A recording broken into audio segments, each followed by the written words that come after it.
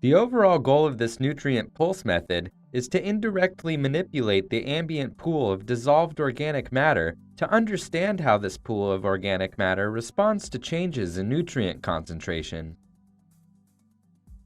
This method can help answer key questions in the stream biogeochemistry field, such as how organic matter and nutrient cycling are linked. The main advantage of this method is that it represents a whole ecosystem manipulation and can be easily replicated.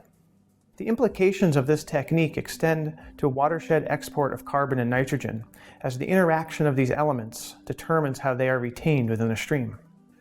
We first had the idea for this technique when we realized that the nutrient slug approach created a dynamic range of nutrient concentrations, and that the concentrations of dissolved organic matter were sensitive to these changes.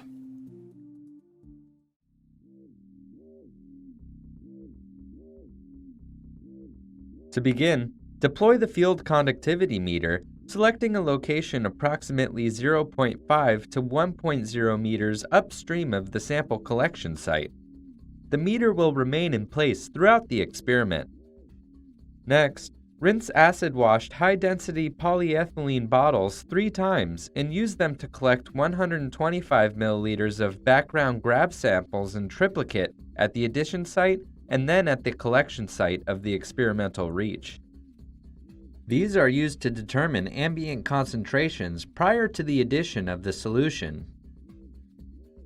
Record the in-stream background conductivity prior to the addition of solutes.